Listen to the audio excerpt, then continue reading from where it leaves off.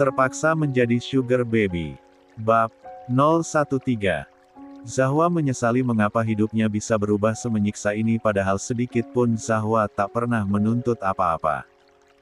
Dia hanya minta sebuah keluarga yang menyayanginya, sesederhana itu.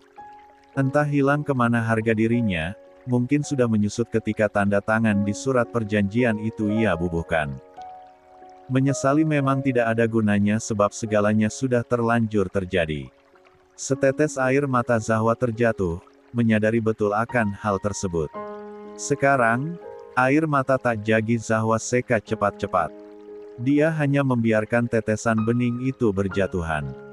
Kali ini Zahwa membiarkan dirinya melampiaskan emosi alih-alih selalu mencoba menahannya seperti yang sering ia lakukan. Cekcok Wirya dan Renata kemarin terus menggema di kepala. Melihat Wirya yang semarah itu, tak ada kata selain mengerikan yang ada di dalam kepala Zahwa.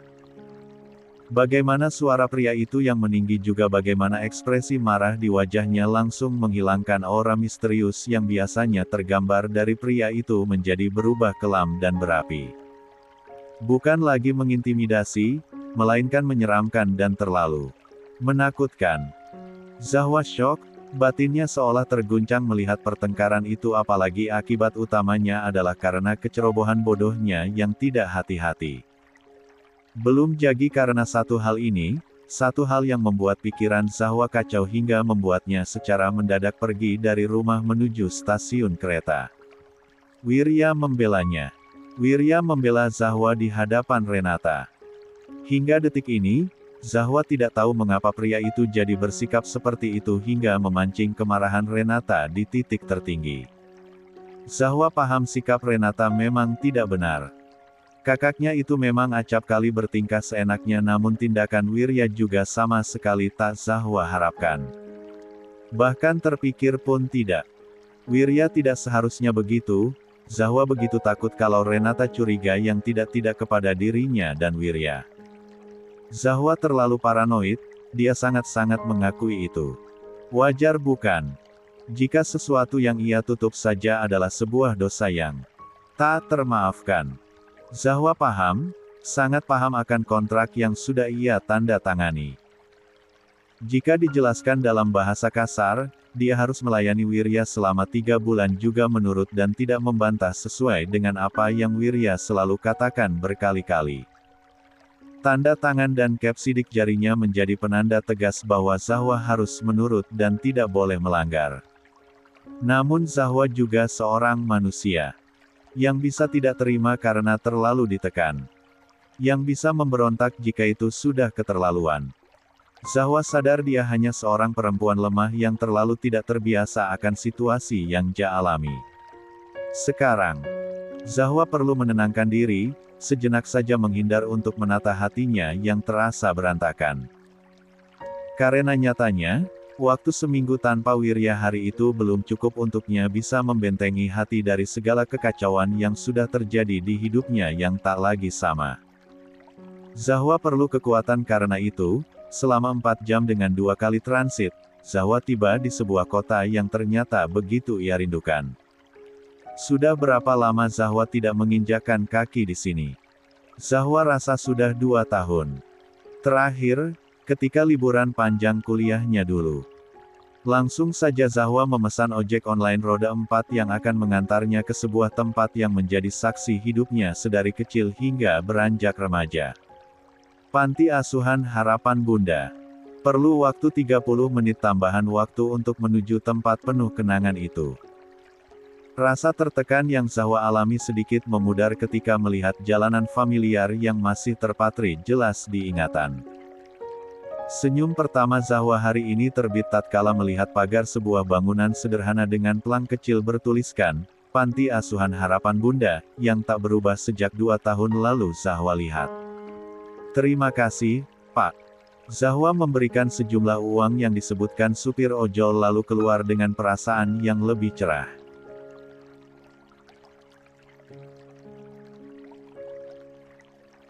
Zahwa menarik napas panjang-panjang untuk mengurangi sesak di dada.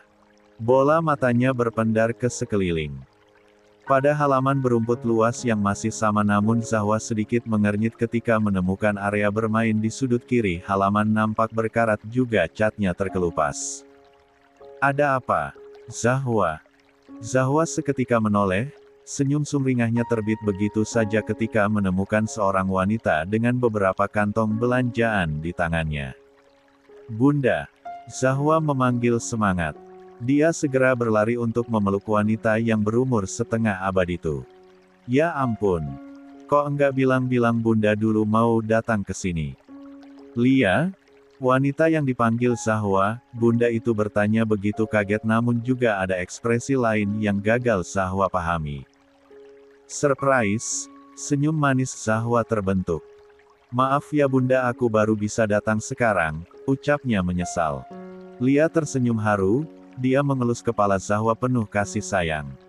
Enggak apa-apa, nak. Bunda paham kamu sibuk kuliah belum lagi kesininya juga jauh banget. Bunda senang sekali kamu datang, anak-anak apalagi. Mereka pasti bakalan ribut kalau kakak kesayangannya datang begini. Senyum Zahwa melebar, menampilkan barisan giginya yang kecil dan rapat. Aku enggak sabar ketemu adik-adik. Aku kangen banget sama mereka Bunda. Ya udah, ayo masuk kalau begitu. Udah gerimis juga ini, yuk ntar baju kamu basah. Zahwa mengangguk, dia mengambil beberapa kantong belanjaan di tangan Lia untuk meringankan bebannya. Kamu tambah cantik dan manis sekali, nak.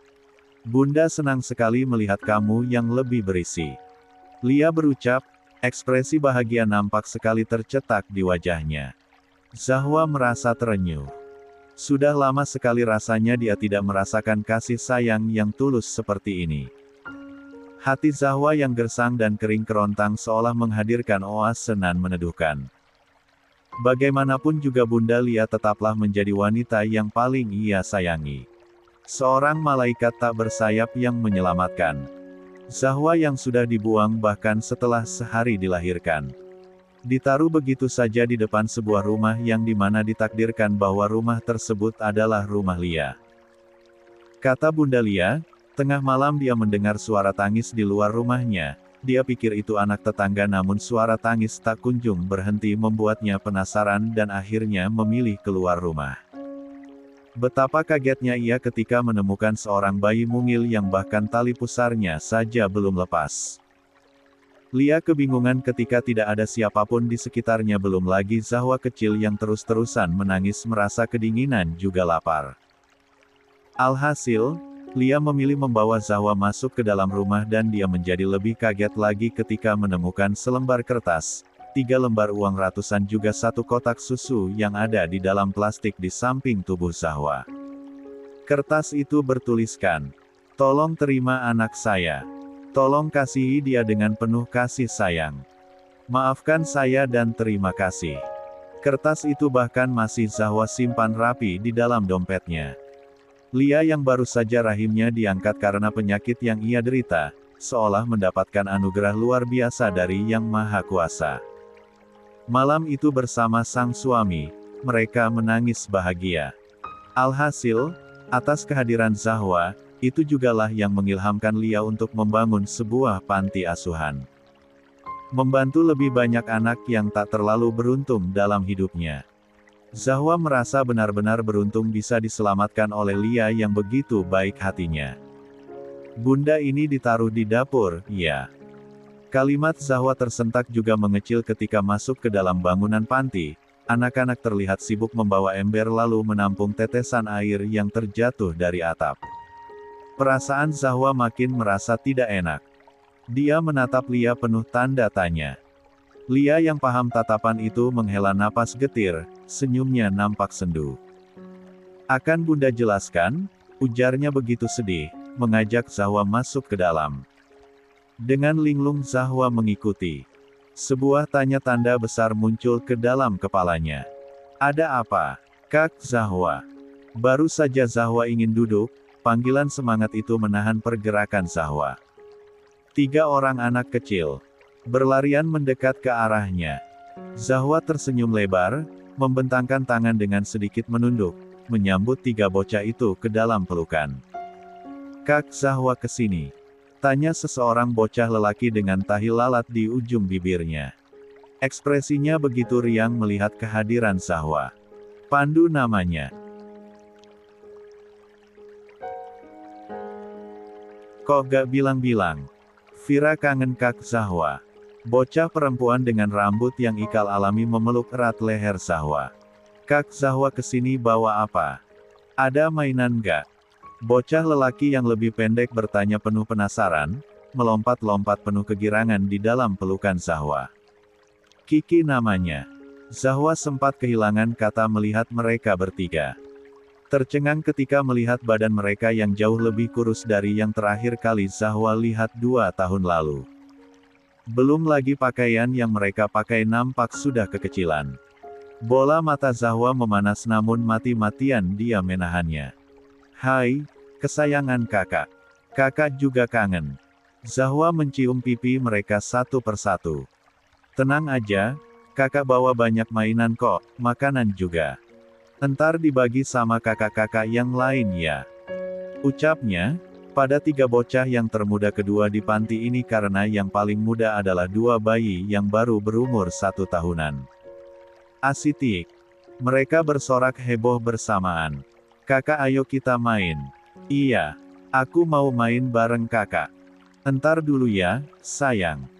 Kan Kak Zahwa baru datang. Pandu, Vira, sama Kiki bantu kakak-kakak yang lain. Dulu ya. Mainnya entar dulu. Kan lagi hujan, lantainya licin soalnya atap bocor, bahaya. Lia menjelaskan dengan begitu lemah lembut. 3 bocah itu terdiam namun mereka mengangguk memahami. Tapi entar kita main ya kak. Vira meminta penuh harap. Zahwa tersenyum getir, mengangguk tanpa mengeluarkan suara karena dia takut suaranya yang keluar akan gemetaran dan berujung tangisnya akan terjatuh. Bunda, ini kenapa sebenarnya? Zahwa bertanya lirih, memegang tangan Lia menuntut jawaban. Lia makin tidak bisa menyembunyikan raut kesedihan. Beberapa bulan ini donatur menghentikan donasi. Napas berat Lia terhembus panjang, Zahwa seketika saja tercekat. Bunda kekurangan biaya, nak. Sebenarnya masih ada tabungan mendiang suami Bunda namun lambat laun menipis karena keperluan anak-anak yang harus Bunda penuhi setiap hari. Terutama, untuk makan mereka sehari-hari. Bunda sudah meminta bantuan ke sana kemari namun tetap saja hasilnya masih nihil. Sekarang keuangan sudah benar-benar krisis, untuk makan saja Bunda harus mengatur otak untuk membagi uang. Apalagi sekarang atap rumah banyak yang bocor, tentu saja Bunda belum bisa memperbaikinya. Untuk makan saja kesulitan nak, apalagi memperbaiki fasilitas. Bunda kenapa enggak bilang ke aku? Zahwa bertanya lemas. Fakta yang baru saja ia terima makin mengguncang hatinya. Kamu sudah mengirimkan uang setiap bulan, nak. Bunda tidak enak untuk meminta lebih. Zahwa menggeleng tegas, tangan Lia ia genggam erat untuk berbagi kekuatan. Seharusnya Bunda jangan berpikiran seperti itu. Aku pasti akan bantu sebisa aku. Bagaimanapun caranya aku pasti bakalan bantu, Bunda. Kasihan adik-adik badannya kurus-kurus begitu. Mereka juga pasti kedinginan dan terganggu dengan atap yang bocor. Maafkan Bunda. Lia tertunduk lesu, menyembunyikan air matanya. Benar-benar merasa bersalah sudah membuat menderita puluhan anak yang sudah ia anggap seperti anak sendiri. Bukan salah Bunda, lirih Zahwa menarik Lia ke dalam pelukan. Sama sekali bukan salah Bunda. Bunda sudah berusaha keras buat adik-adik. Bunda enggak ada salah sama sekali, tegas Zahwa, menahan tangis mati-matian. Jika dia menangis, siapa yang akan menguatkan Lia? Bunda gak perlu khawatir. Aku akan bantu sebisa aku. Zahwa menguraikan pelukan mereka. Walaupun hatinya terombang-ambing, Zahwa tetap menatap Lia penuh keyakinan. Tak bohong jika Zahwa mengatakan bahwa ada sedikit perasaan tidak terima di hati. Uang itu sudah ia rencanakan sebagai penyelamat hidup, yang akan ia pakai jika sudah tak mampu lagi berdiam diri di rumah keluarga angkatnya.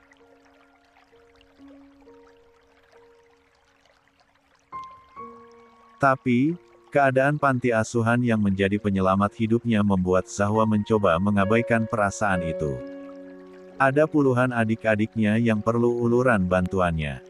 Zahwa tak seharusnya egois dan memikirkan masalahnya sendiri. Adik-adiknya dan bunda jauh lebih membutuhkan uang itu. Bantu bagaimana nak?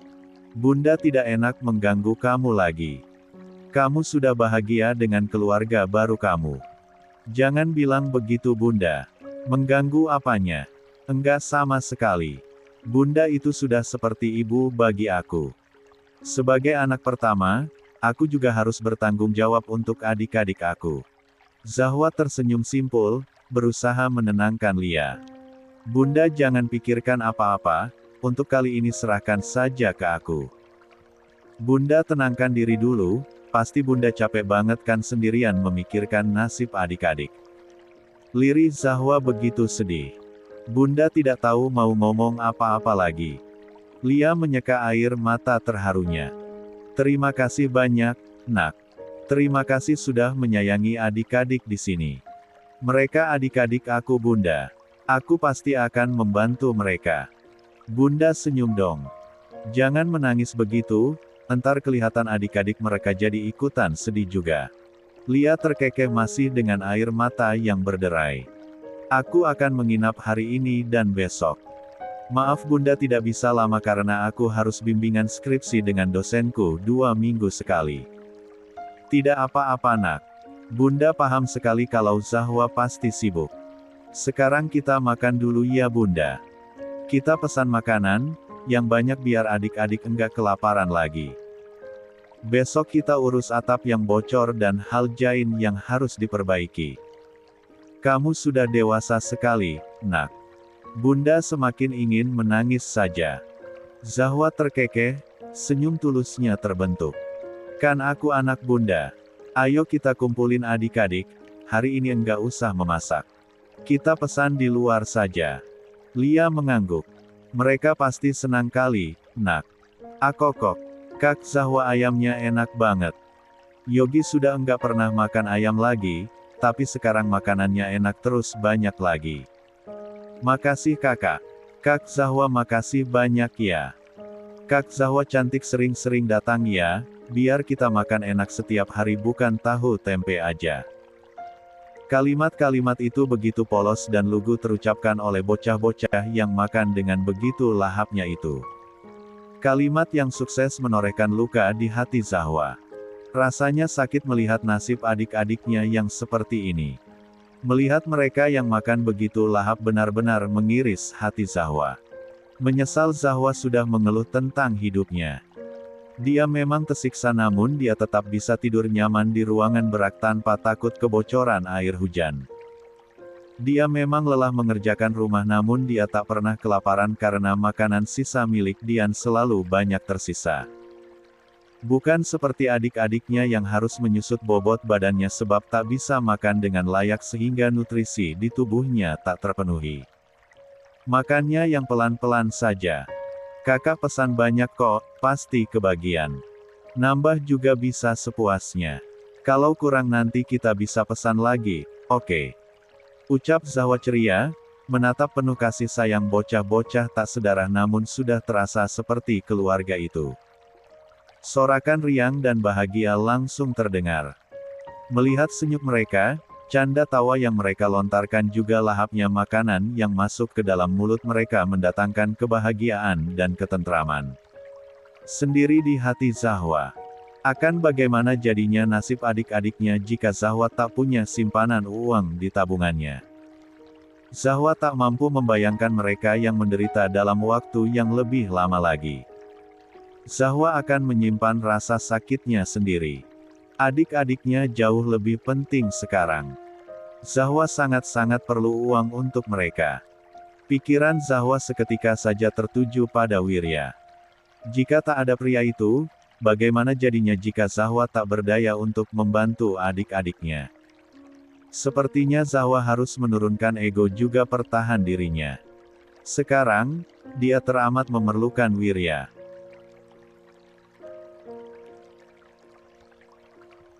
Teramat memerlukan uang pria itu. Zahwa akan melakukan apa saja untuk adik-adiknya.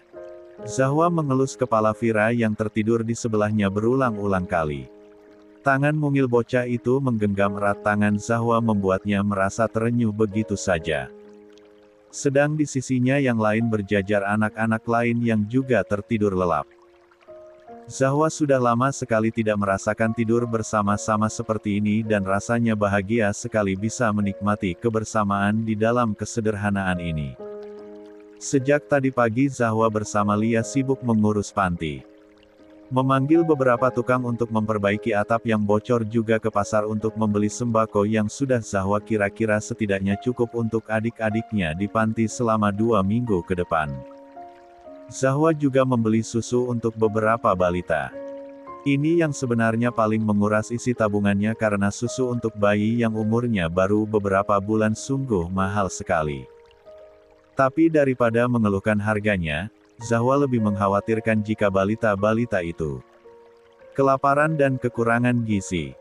Kadang, Zahwa tak habis pikir akan orang-orang yang membuang anaknya begitu saja entah apakah memiliki hati nurani atau tidak. Seperti orang tuanya sendiri, yang entah siapa dan di mana apakah masih hidup atau tidak. Bahkan sampai sekarang, mereka saja tak pernah mencari Zahwa padahal rumah Lia tempat mereka menaruh Zahwa, sama sekali belum pindah. Seharusnya jika memang mereka masih memiliki sedikit kasih sayang saja, mereka pasti akan mencari Zahwa. Cek, Zahwa benci jika perasaan tidak pernah diharapkan ini muncul lagi. Tabungan Zahwa yang ia simpan untuk keperluan masa depan, hampir habis tak bersisa sebab semuanya sudah dia berikan kepada Lia. Zahwa hanya menyisakan sedikit saja untuk ongkosnya pulang dan keperluan sehari-harinya. Lia masih saja terus-terusan menolak hingga sekarang namun Zahwa tetap memaksa memberikan uang itu. Setidaknya, adik-adiknya bisa makan dan juga tinggal dengan layak. Itu yang paling penting bagi Zahwa sekarang. Hujan turun dengan deras malam ini namun anak-anak tak perlu lagi terjaga karena atap di kamar mereka sudah diperbaiki sedang bagian rumah yang lain masih dalam proses. Zahwa juga menyuruh Lia untuk merenovasi arena bermain di halaman yang sudah tidak layak pakai juga melakukan perbaikan bagian dapur juga cat seluruh bagian rumah yang sudah banyak memudar dan terkelupas. Tak heran uang yang ia punya habis. Dalam sekejap saja, gemuruh suara air tanda hujan turun terlalu deras terdengar sejak sejam yang lalu dan Zahwa sama sekali tak bisa tidur. Dengan pelan-pelan dia melepaskan tautan tangan Vira lalu beranjak menuju balkon, tempat biasanya anak-anak bersantai dan membaca buku. Zahwa duduk di sana dengan pandangan menerawang ke depan, pada kegelapan langit malam yang nampak terlalu bersedih. Mungkin menyadari keadaan hati Zahwa sekarang. Tak manusiawi jika Zahwa tak merasakan sedih uangnya habis begitu saja. Tapi sekali lagi masalah prioritas membuat hatinya menjadi bisa lebih tabah. Zahwa hanya kepikiran tentang bagaimana dia meminta uang kepada Wirya. Pria itu hanya satu-satunya harapan Zahwa karena sudah menjanjikan akan memberikan apapun yang Zahwa minta. Jika Zahwa meminta, itu artinya dia sudah siap untuk selalu menurut dan patuh. Itu yang membuat sedih di hatinya makin terasa kelabu. Sikap Wirya selalu semena-mena kepadanya dan itu yang memberatkan Zahwa. Membuatnya merasa tak nyaman dan jujur merasa seperti boneka pemuas pria itu saja. Tapi, memang benar seperti itu kan? Sudut hati Zahwa berbisik lirih. Berat sekali rasanya, sungguh. Tapi, memikirkan keadaan adik-adiknya, Zahwa berusaha mengeraskan hati. Dia akan melakukan apapun untuk mereka. Sudah seputus asa itu Zahwa akan takdir hidupnya yang begitu kejam. Alhasil, Zahwa menghidupkan handphonenya yang sengaja ia matikan sejak kemarin. Menunggu dengan begitu berdebar benda pintar itu yang memproses untuk hidup. Zahwa meringis ketika melihat puluhan panggilan tak terjawab juga pesan manual yang Wirya berikan. Zahwa mencoba memberanikan diri menghidupkan sambungan data dan makin teganglah dia melihat panggilan juga pesan beruntun melalui aplikasi berwarna hijau yang digandrungi masyarakat sekarang dalam bertukar pesan dan panggilan. Semua itu datangnya dari Wirya. Zahwa tak terlalu khawatir pada Dian karena sang mama kembali pergi ke luar kota. Kali ini sedang liburan ke Bali dengan kaum sosialitanya.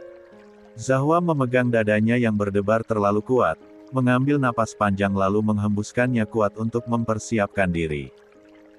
Sudah merasa sedikit mampu dan tenang, Zahwa mencoba mengirimi pesan kepada Wirya, tak berani menatap pesan di atasnya yang beruntun datang dari pria itu. Zahwa, Mas Wirya. Maaf. Aku tahu Mas Wirya sangat marah tapi sekarang aku cuma ingin memberita aku lagi ada di panti asuhan tempatku tinggal dulu. Besok aku akan pulang. Sekali lagi maaf tidak aktif 2 hari ini.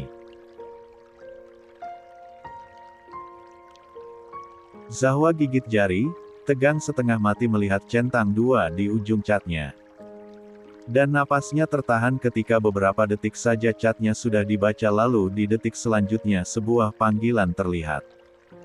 Ragu-ragu Zahwa menerima panggilan itu lalu refleks sedikit menjauhkan handphone dari telinga ketika mendengar alunan musik yang begitu keras. Mas Wirya.